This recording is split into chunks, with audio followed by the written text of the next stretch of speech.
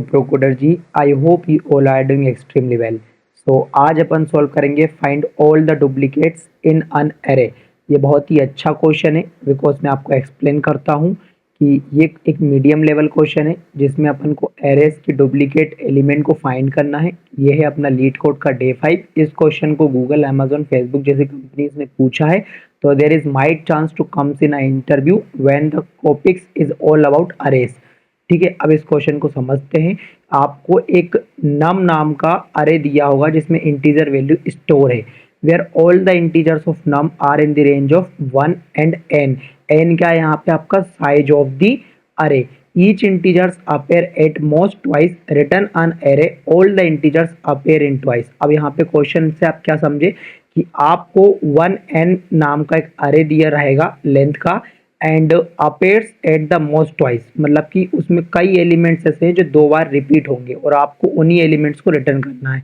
अब यहाँ पे एक इम्पोर्टेंट चीज समझो इस क्वेश्चन की कि आपका जो एल्गोरिदम है वो होना चाहिए, एक तो आपका लीनियर टाइम पे रन होना चाहिए, एंड आपकी जो स्पेस कॉम्प्लेक्सिटी है वो एक्स्ट्रा यूज नहीं होनी चाहिए।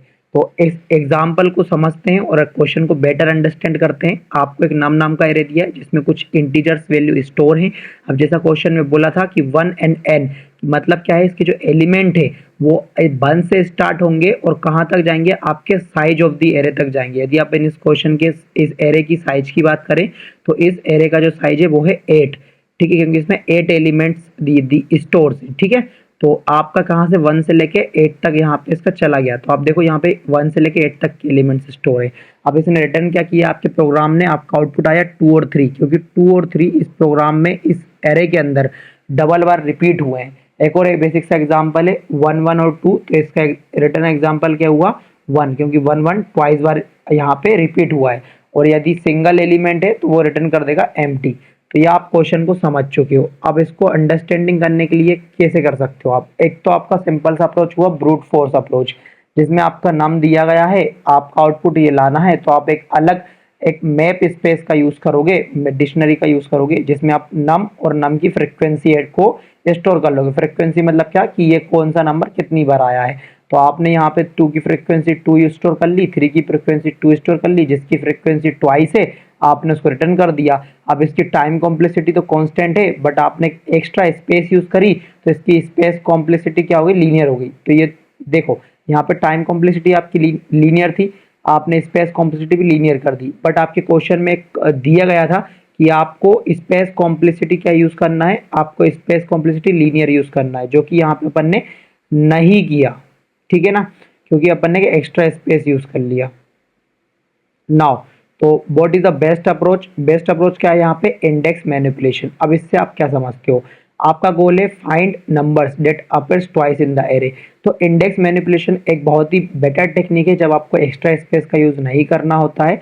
तो आप क्या करोगे, आप आपकी जो एलिमेंट्स है आप उन्हीं को इंडेक्स मान लोगे with the help of x minus 1। अब x क्या है, आपकी वैल्यूज है, और -1 क्या है, आपकी ओरिजिनल इंडेक्स देगा। बिकॉज आप जानते हो कि इस अरे के अंदर इंडेक्सिंग 0 से स्टार्ट होती है और एज सुन एज जाती है। यदि आप बात करो इसकी इंडेक्सिंग की, तो आप इसकी इंडेक्सिंग की, तो इसकी इंडेक्सिंग क्या है 3।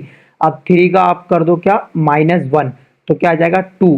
तो ये हो गई उसकी इंडेक्स, समझ गए हो। तो इसका जो कॉम्प्लेक्सिटी होगा वो क्या होगा, टाइम हो जा स्पेस हो जाएगा आपका कांस्टेंट और टाइम हो जाएगा आपका लीनियर। तो अभी भी आपको थोड़ा बहुत समझ में नहीं आया होगा, बट मैं आपको एक्सप्लेन करता हूँ with the help of program, तो आप बेटर अंडरस्टैंडिंग कर पाओगे। ठीक है, और उसमें नेगेटिव मार्किंग भी अपन करेंगे, ताकि अपने जो यहाँ पे जो आप क्या करोगे, जैसे इन एलिमेंट्स को आपने क्या करा, इंडेक्सेस दी, तो आप इसको फाइंड कर रहे हो, आप इसको आइटरेट कर रहे हो। जैसे आप आइटरेट करते जाओगे इनको नेगेटिव मार्किंग भी देते जाओगे। ठीक है, और नेगेटिव मार्किंग देते जाओगे आप, जैसे आपने यहाँ पे 2 को नेगेटिव मार्किंग दे दिया, तो जब आगे आइटरेशन होगा तो क्या होगा कि यहाँ पे अगेन 2 आएगा, तो वो उसको अपन प्रोग्राम में ऐसा एल्गोरिथम लिखेंगे कि वो चेक करेगा, यदि ऑलरेडी नेगेटिव है तो आप इसको भी नेगेटिव असाइन कर दोगे और यही आपके आंसर्स होने वाले हैं।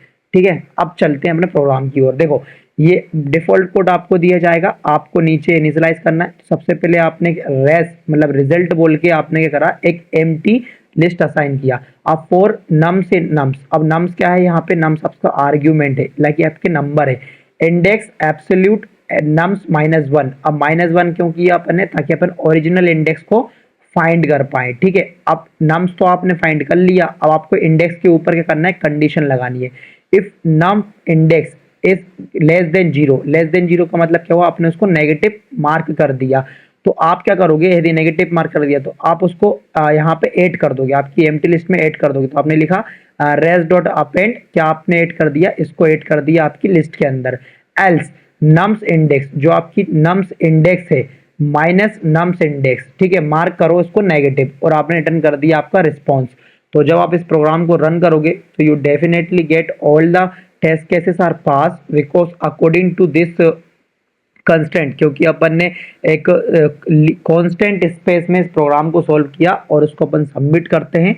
आई होप कि आपको क्वेश्चन समझ में आया हो, आपको क्वेश्चन का प्रोग्राम समझ में आया हो। यदि आप डिफरेंट प्रोग्रामिंग लैंग्वेज से बिलोंग करते हो, so you can definitely go to AI tools and with your knowledge approach and you can write your program in your favorite programming language, ठीक है।